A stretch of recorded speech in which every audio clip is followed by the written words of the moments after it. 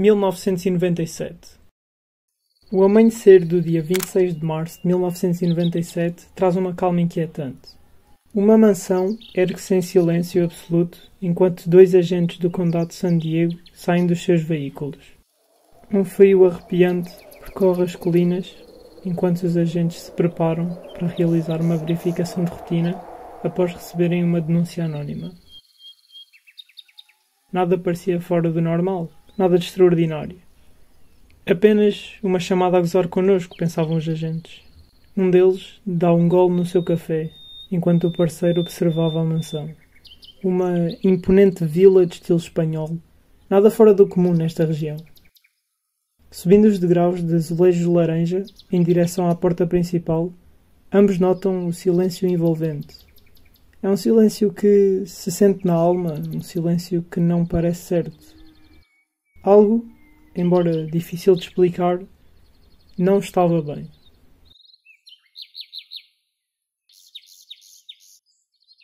Um dos agentes bate à porta enquanto o outro espreita por uma janela lateral. Não há resposta. O agente move-se para outra janela e chama ao parceiro, dizendo que parece haver uma figura no chão que não se mexe. O outro agente testa a porta e percebe que está destrancada. Com um ligeiro empurrão, a porta abre-se e ele encontra-se no hall de entrada.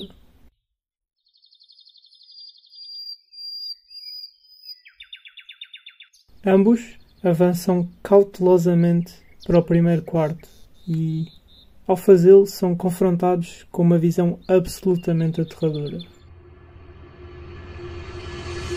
Vários corpos cuidadosamente dispostos, deitados como se estivessem em repouso.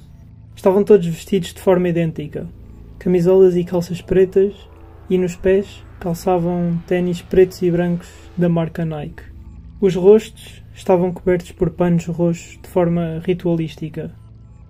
Um dos agentes sai apressadamente para chamar reforços e assistência médica, enquanto o outro percorre a mansão, quarto a quarto, contando os mortos. Ao todo, 39 corpos de várias idades e sexos.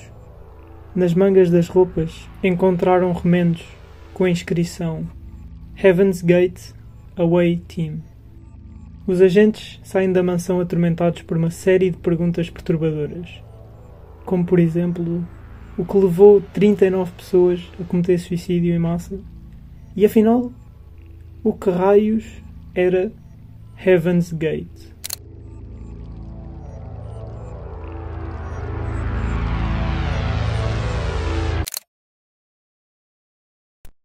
Say, I'm from the kingdom of heaven. How can they offer anything if they don't identify who they are? They're saying, you want to go to heaven? I'm here. I'm sent here for the express purpose of helping you get to the kingdom of heaven.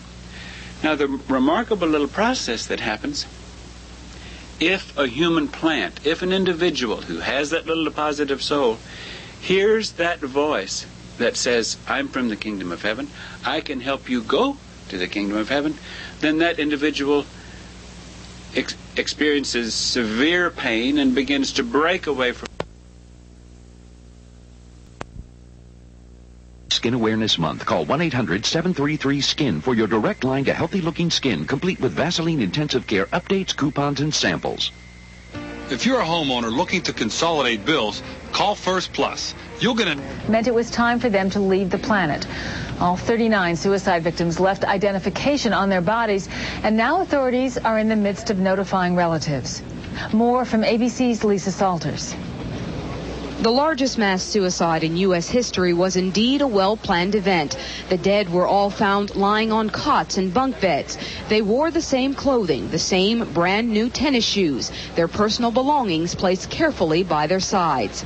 Investigators say the mass suicide occurred in stages. One group of 15, followed by another, and then a final group of 9, all had instructions on how to follow a deadly recipe. Put the medicine in and stir it.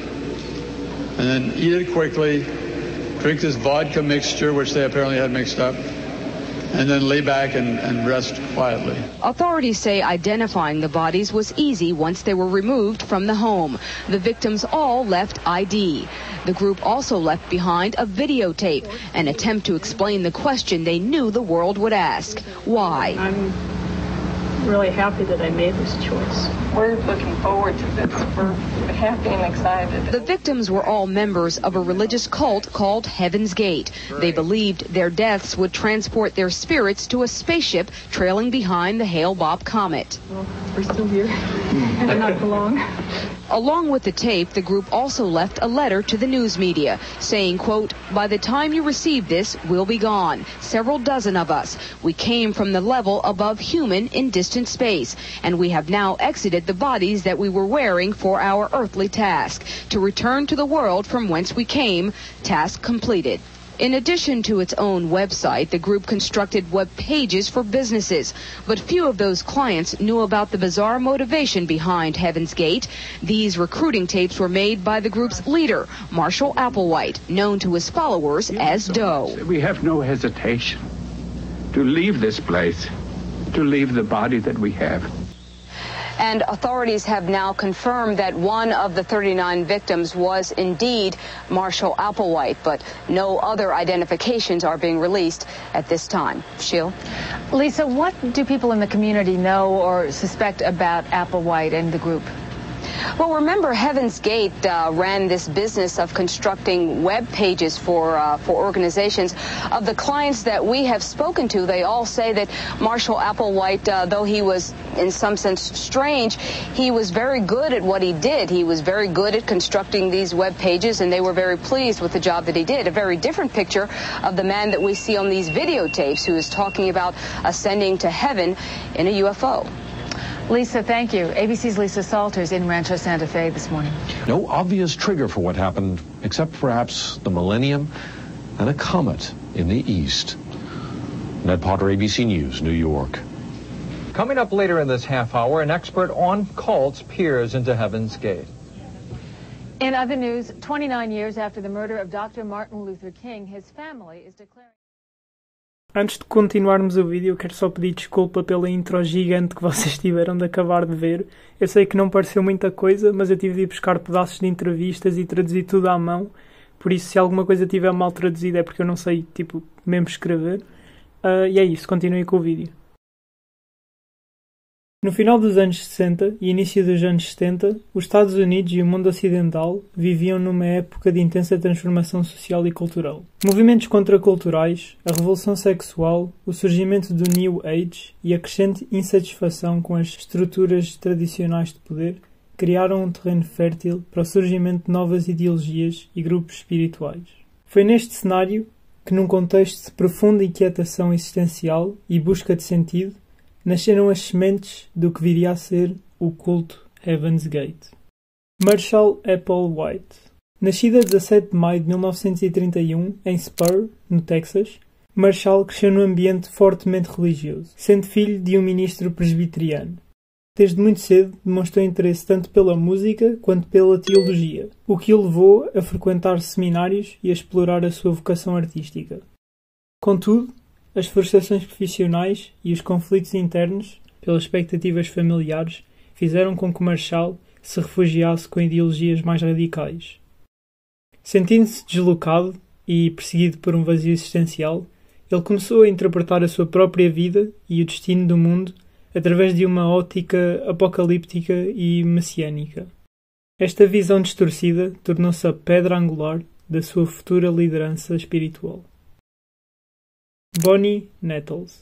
Nascida a 29 de agosto de 1927 em Houston, no Texas, Bonnie Nettles teve uma trajetória marcada por uma busca interessante por significado. Trabalhando como enfermeira, ela experienciou as fragilidades humanas da forma mais direta, e após o fim de um casamento, mergulhou no misticismo e no culto. Bonnie desenvolveu uma visão do mundo onde os limites entre o físico e o espiritual se tornavam tênues. A sua paixão por textos esotéricos, pela teosofia com fortes influências de Helena Blavatsky e pelo estudo dos fenómenos paranormais, levou a acreditar que a humanidade estava à beira de uma transformação cósmica. Para ela, A vida terrestre era apenas uma etapa transitória num processo de ascensão para uma existência superior. Embora existam vários relatos discrepantes sobre o local e as circunstâncias do seu primeiro encontro, duas versões predominam. A primeira é de um encontro num ambiente ligado à saúde mental, possivelmente num centro de tratamento onde ambos estavam a receber ajuda clínica, e a segunda é de um encontro num teatro, mediado por relatos terceiros e cartas trocadas por ambos. Mas o importante é que, desde o início, Marshall e Bonnie estabeleceram uma ligação intensa e imediata, alimentada por delírios compartilhados e uma convicção de que eram destinados a algo extraordinário. Esta união não foi apenas romântica, mas profundamente espiritual e ideológica. Ambos viram-se como mensageiros escolhidos para preparar a humanidade para o fim de um capítulo e o início de outro. Assim, a fundação do culto ocorreu num clima de intensa convicção pessoal, onde a fé, a desesperança e o desejo de transcendência se entrelaçavam de forma inseparável. Heaven's Gate é um exemplo paradigmático de como a teologia tradicional pode ser fundida com elementos da ficção científica, para criar uma doutrina completamente nova. Os fundadores reinterpretaram passagens do Apocalipse, sobretudo a das figuras dos dois testemunhas, e combinavam essas ideias com a crença em que uma nave espacial passaria na Terra e os levaria para um novo plano existencial. A doutrina afirmava que o mundo estava contaminado pelos desejos e pelas paixões mundanas, e que a única forma de alcançar verdadeira salvação era através de um processo de purificação radical, que implicava a renúncia completa dos bens materiais e os laços afetivos. Os cultistas adotavam uma aparência uniforme. Roupas idênticas, geralmente de cor escura, que simbolizavam a rejeição das individualidades e a criação de uma identidade coletiva. Nas mangas das suas vestes, frequentemente era estampado o emblema Heaven's Gate Away Team, reforçando a ideia de que pertenciam a uma equipa destinada a transcender o mundo terrestre. Os rituais incluíam reuniões regulares onde eram praticadas meditações coletivas, leituras de textos sagrados que misturavam a Bíblia, os ensinamentos de Blavatsky e elementos da ficção científica, e sessões de comunicação que visavam preparar os membros para a tal ascensão. Além disso, a prática de renúncia do mundo material era enfatizada. Os membros eram incentivados a abandonar os seus empregos, posses, relações pessoais e, basicamente, tudo o que lhes prendia a este mundo. Apesar de não haver uma hierarquia formal, rígida, Marshall e Bonnie exerciam um poder incontestável sobre os seus seguidores. A autoridade deles vinha não só do carisma, mas também da convicção inabalável que transmitiam. Cada palavra, cada ensinamento era interpretado como uma revelação divina, e os cultistas depositavam neles uma fé quase cega. Esta estrutura permitia que a doutrina se consolidasse de forma orgânica com os seus seguidores, replicando os ensinamentos dos fundadores e criando uma rede de crenças que se autorreforçava, mesmo diante de várias evidências externas que pudessem contradizer a narrativa do culto. A culminação da tragédia do culto Heaven's Gate ocorreu na manhã do dia 26 de março de 1997, num cenário que parecia ter saído de um filme de terror. Como já dito no início, 2 agentes da polícia do condado de San Diego, em resposta a uma chamada anónima, encontraram 39 corpos dispostos em posições iguais dentro de uma mansão espanhola que tinha sido, neste caso, arrendada por Bonnie e Marshall para poderem levar a cabo a tal transcendência para outro plano. A disposição dos corpos, a uniformidade dos trajes e o simbolismo presente indicava que este ato não foi impulsivo. Pelo contrário, foi o clímax de um processo de despersonalização e de alienação total. Os membros do culto, ao abraçarem a doutrina da purificação e da ascensão, entenderam o sacrifício final como a única forma de transcender a existência terrena e alcançar a salvação prometida. Diversos fatores contribuíram para este desfecho trágico, como o isolamento social, o intenso fervor ideológico e a manipulação implacável dos líderes, que exploravam as vulnerabilidades emocionais dos seus seguidores. O resultado foi uma manifestação extrema de fé e desespero que culminou na perda irreparável de 39 vidas. A descoberta do massacre de Heaven's Gate chocou não só a comunidade local, mas também o mundo todo. A cobertura mediática foi intensa e o evento passou a ser visto como um dos exemplos mais extremos de como um culto pode transformar convicções espirituais numa tragédia coletiva. As investigações revelaram a complexa teia de crenças e práticas que levaram os membros a aceitarem o sacrifício como um ato de salvação.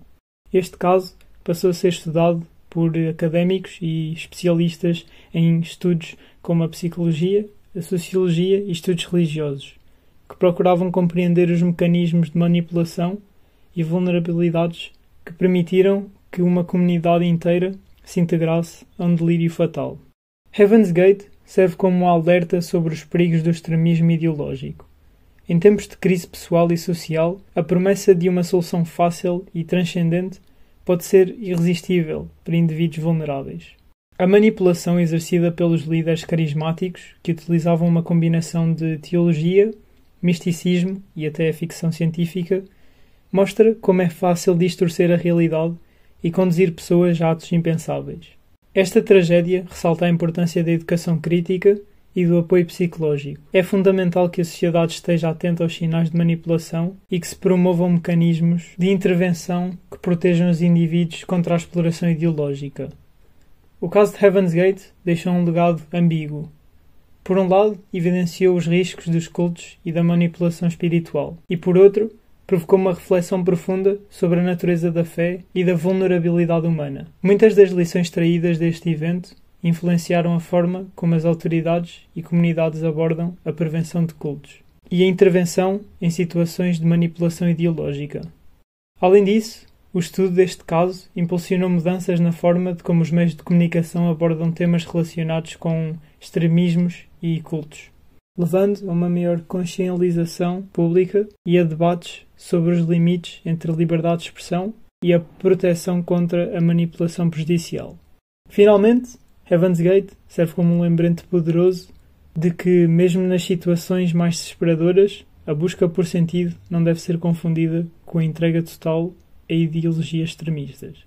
A necessidade de um apoio emocional de educação, a de uma comunidade crítica, é essencial para evitar que o desespero conduza a tragédias irreparáveis. Em última análise, a história de Heaven's Gate é um relato de tragédia, manipulação e, acima de tudo, alerta. Os fundadores, ao prometerem uma ascensão para uma nova existência, acabaram por selar o destino de 39 pessoas. É tudo por hoje. Muito obrigado por terem clicado no vídeo e terem visto até aqui. E também queria agradecer muito pelo apoio gigante nos últimos 2 vídeos. Espero que vocês tenham um bom dia e tchau.